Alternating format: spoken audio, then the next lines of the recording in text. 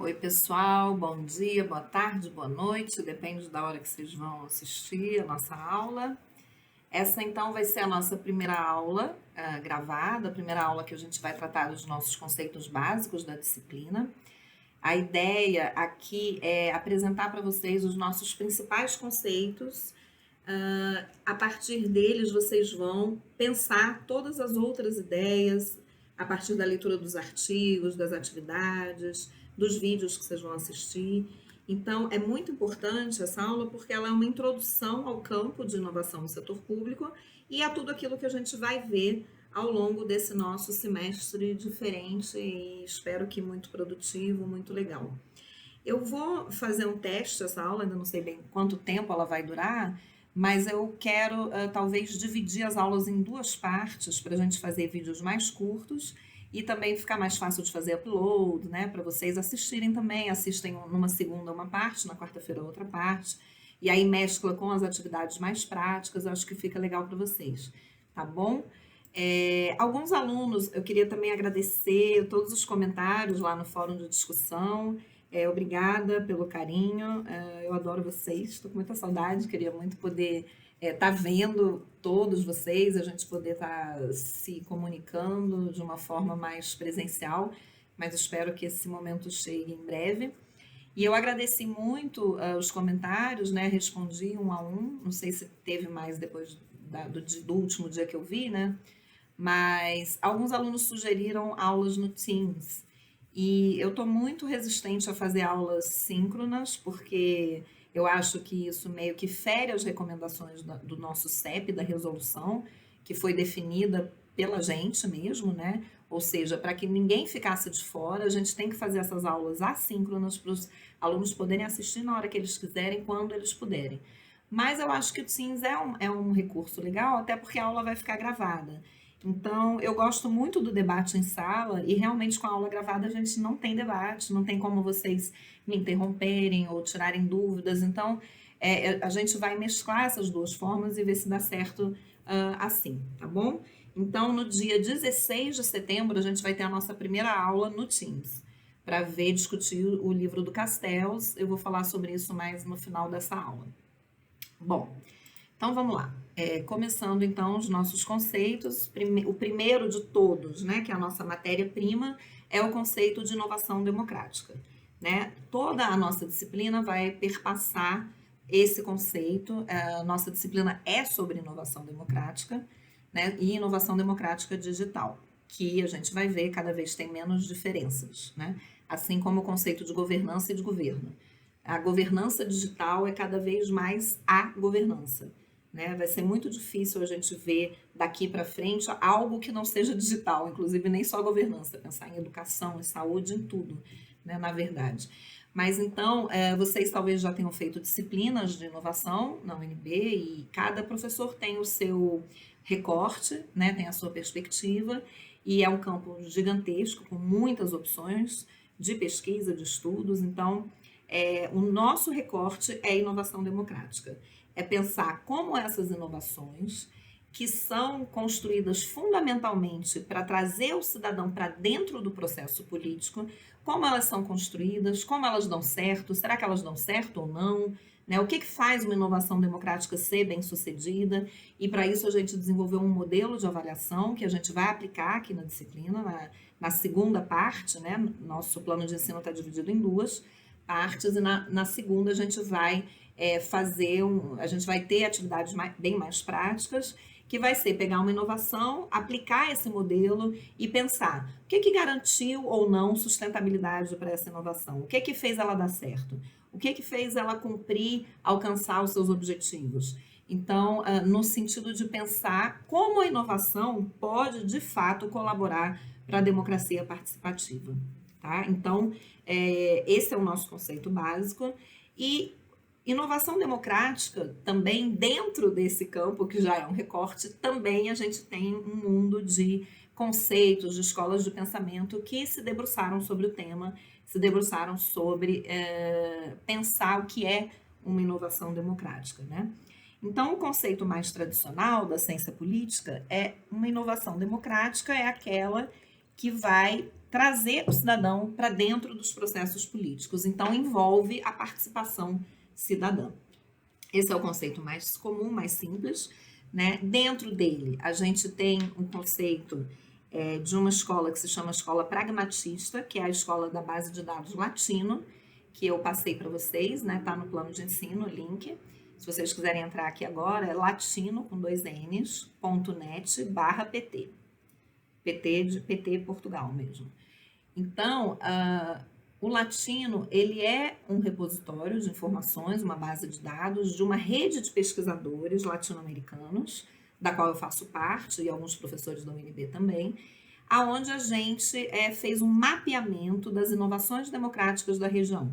Então, a gente já tem no site mais de 2.500 inovações mapeadas, de 18 países diferentes, incluindo o Brasil. E o Latino, se vocês entrarem aí no site, vocês vão ver, tem uma janelinha que é de conceitos, e ali tem todos esses que eu estou passando aqui para vocês agora. O que é inovação, quais os meios e fins de uma inovação democrática, qual é o diferencial da metodologia do Latino também, porque o Latino ele parte desse conceito tradicional, mas ele vai um pouco mais além.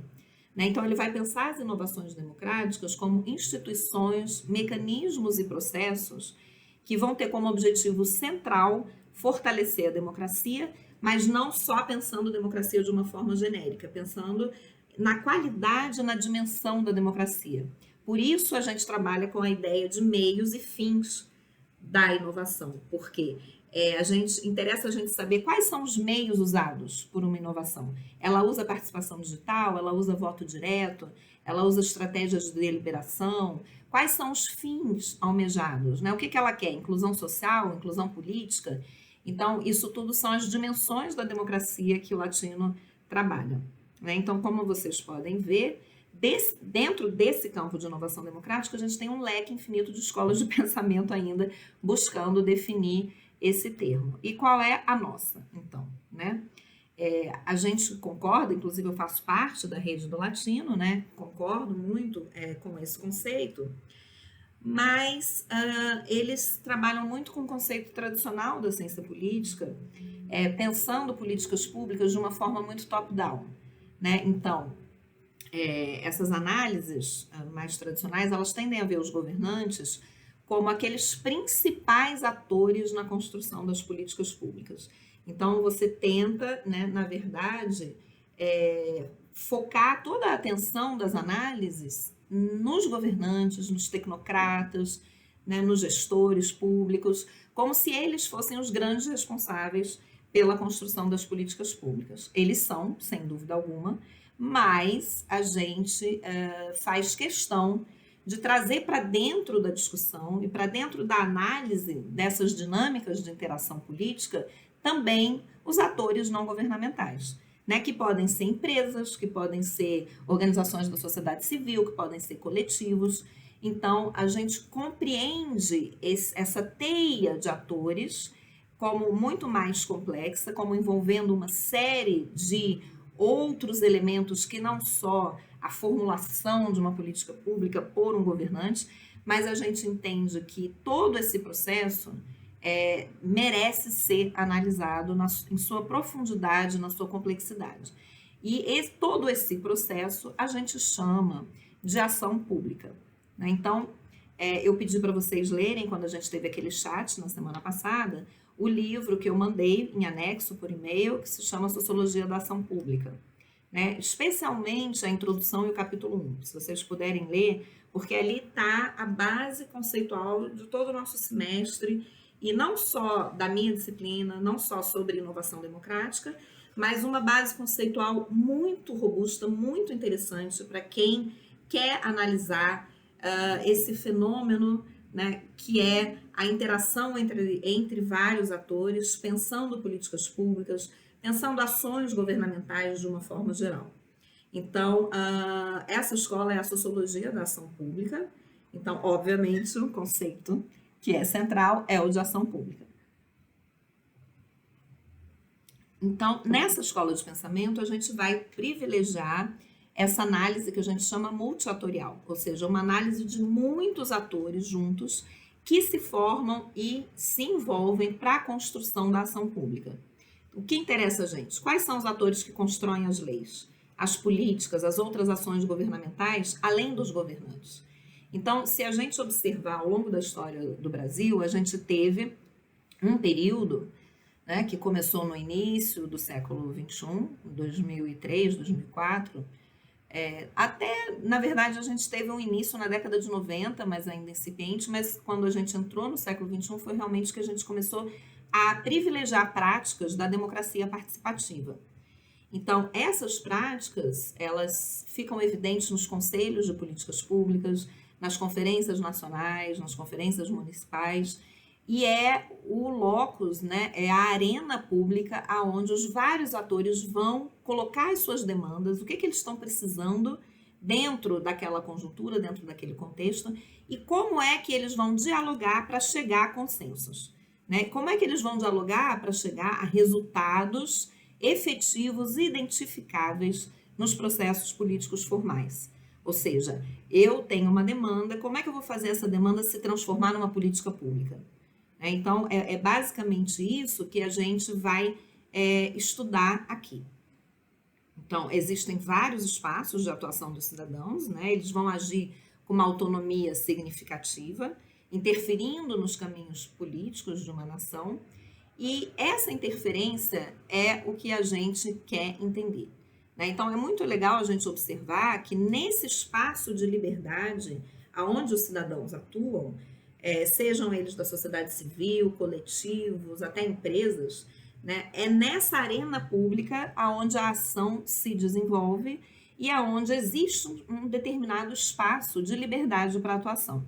Agora seria um ótimo momento para debate, porque é claro que essa liberdade de atuação ela é limitada por uma série de elementos formais do próprio poder público, né? Então, a gente tem alguns exemplos, por exemplo, da Rede Nossas, né, que é uma grande rede de estímulo a essa democracia participativa, né? E agora, há pouco tempo, o Rede Nossas mobilizou muita gente para conseguir fazer passar um projeto de lei que daria um auxílio a todos os dependentes de profissionais de saúde que viessem a falecer em função da pandemia. Isso se tornou um projeto de lei graças a essa produção colaborativa, né? E aí tem um termo, um conceito muito legal que a gente vai ver mais para frente, que é o de crowd law, que é justamente essa prática de produção colaborativa de leis e de políticas, né? Então, mediante essa prática de crowd law, eles tiveram esse projeto de lei, foi aprovado na Câmara, foi aprovado no Senado, mas ele foi integralmente vetado pelo presidente agora em agosto. Então, a gente observa que existe essa liberdade de atuação, existe essa possibilidade de atuação, mas ela não é necessariamente, ou ela não vai necessariamente alcançar o seu objetivo final, em função da dinâmica multiatorial mesmo, né? Então, isso é uma questão que dá um debate muito bom, mas eu espero que de repente a gente retome isso no dia 16, né, quando a gente vai ter a nossa aula juntos, daqui a 2 semanas. Bom, então é isso, tá? Dentro dessa escola da Sociologia da Ação Pública, a gente então define inovação democrática. Inovação democrática, então, vai ser um espaço sociotécnico aonde uma série de elementos vão se encontrar para a materialização da ação pública. Que elementos são esses?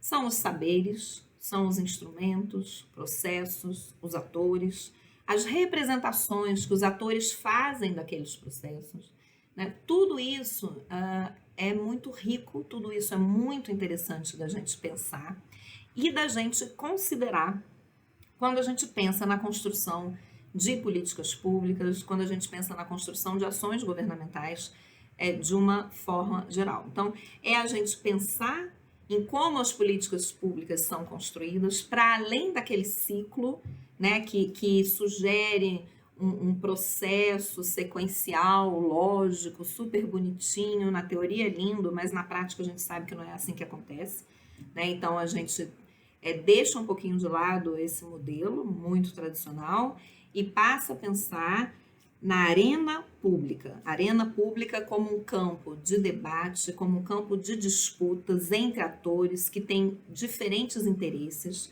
né? Então, nesse sentido, é muito importante a perspectiva de Castells, quando ele fala de poder e contrapoder, né? Na verdade, a história dos homens sempre foi a história de uma luta constante por poder, né? Aonde o poder hegemônico do momento vai sempre esbarrar em correntes contra-hegemônicas, correntes de contrapoder, e assim a história vai sendo feita, né? Então, o conflito, que é inerente às relações de poder, o conflito ele é fundamental também de ser considerado.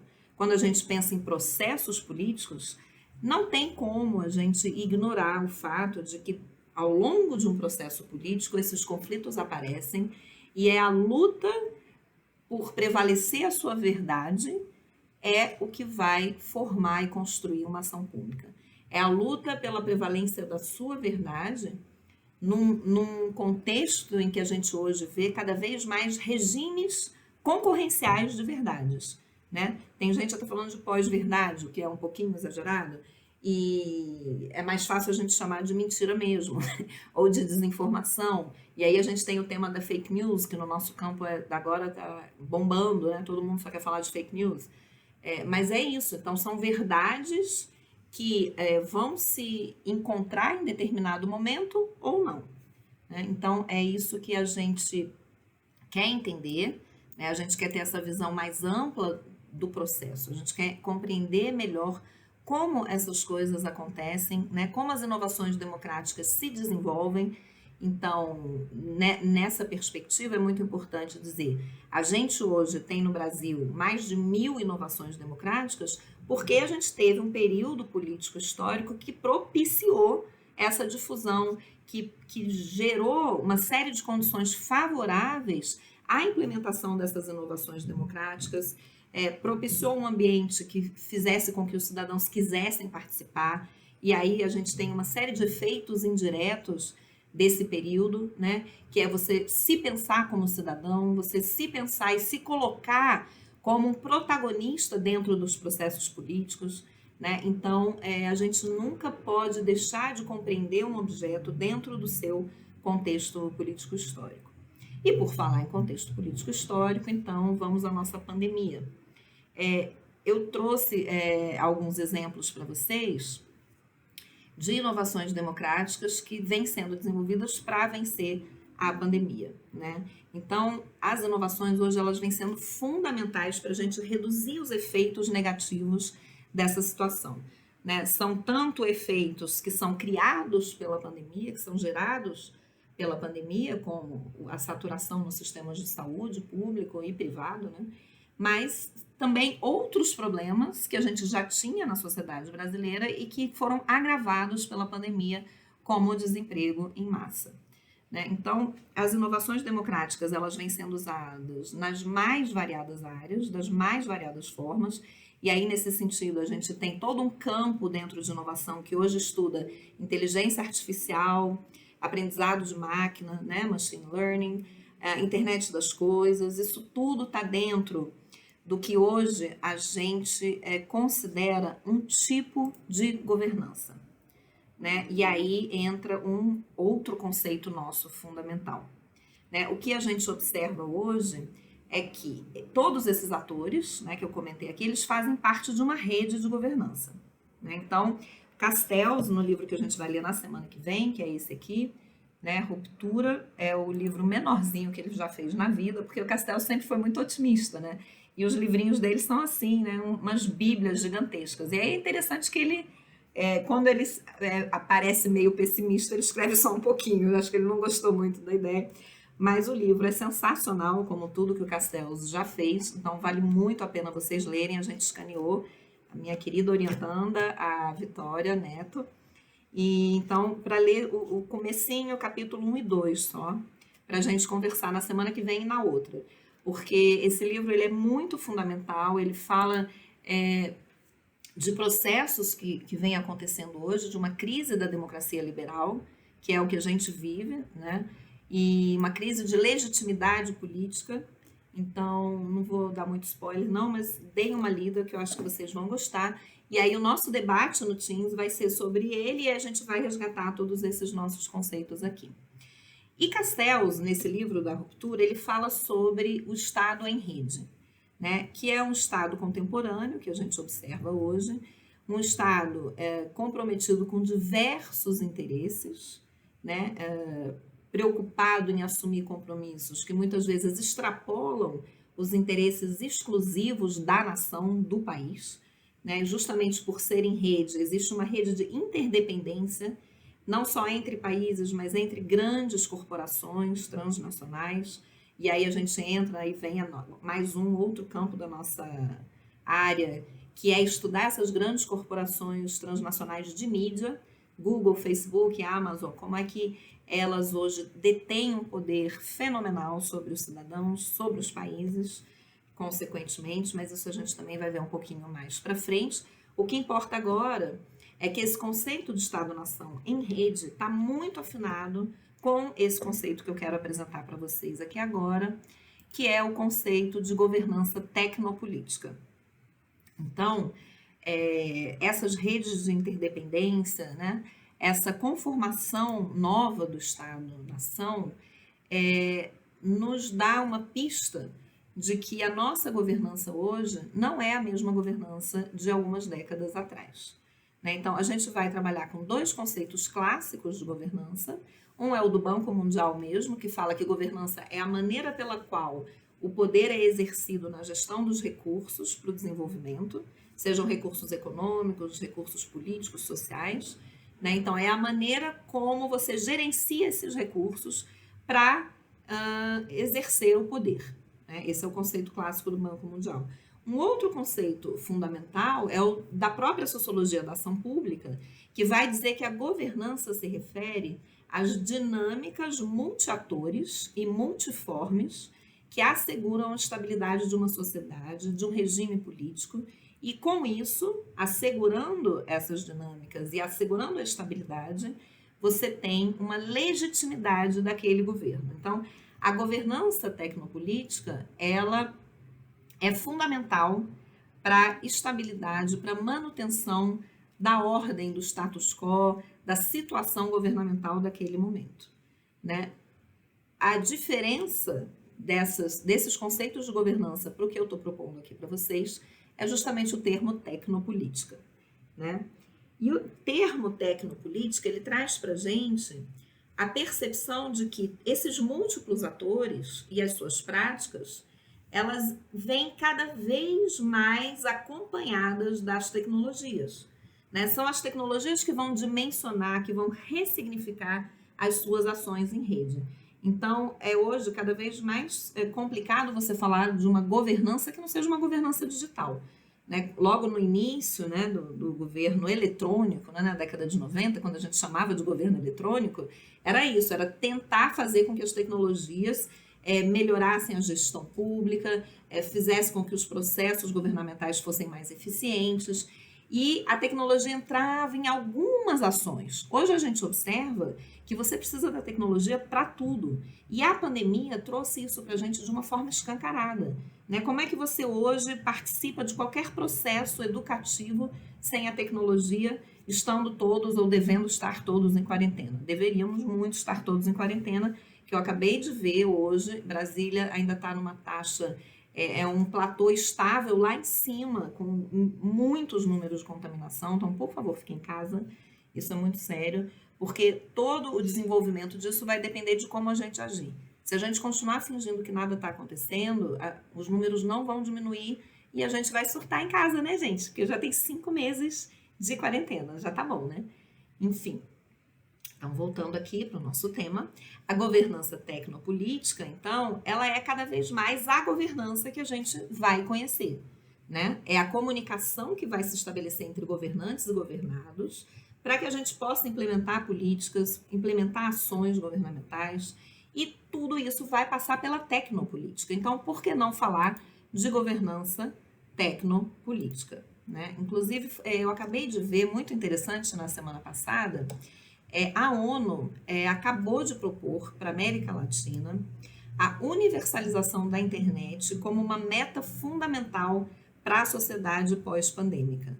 Ou seja, a internet, o acesso à internet passa a ser um direito fundamental. Né? A ONU quer que todos os países considerem o acesso à internet como um direito fundamental. E se a gente parar para olhar, né, o que aconteceu com a gente ao longo desses meses, né, durante a pandemia, a gente observa que a internet foi fundamental para todos os segmentos da sociedade, não só uma determinada classe social, mas todo mundo precisou em algum momento acessar a internet. Até quem pediu o auxílio emergencial tinha que ter acesso de alguma forma, se não por um aplicativo, tinha que ir para uma lan house. Teve inclusive pessoas que exploraram isso, cobrando dos cidadãos, né, uma coisa absurda, mas todas as classes sociais, todos os grupos, todos os segmentos precisaram da internet em algum momento de forma essencial nesses últimos meses. Além disso, a internet é essencial também para acessar todo e qualquer serviço público, se vocês forem reparar, né? Saúde, renda com auxílio emergencial, educação, como é que a gente teria ou continuaria qualquer serviço se a gente não tivesse os nossos recursos tecnológicos hoje para fazer uma aula como essa, para a gente fazer um encontro, uma reunião no Skype, ou seja, a sociedade pararia. Né? Daí a internet ser colocada como um direito fundamental pela ONU e isso ser cada vez mais considerado como fundamental. Né? Gente, então eu vou dar uma paradinha, vou fazer a segunda parte da aula já.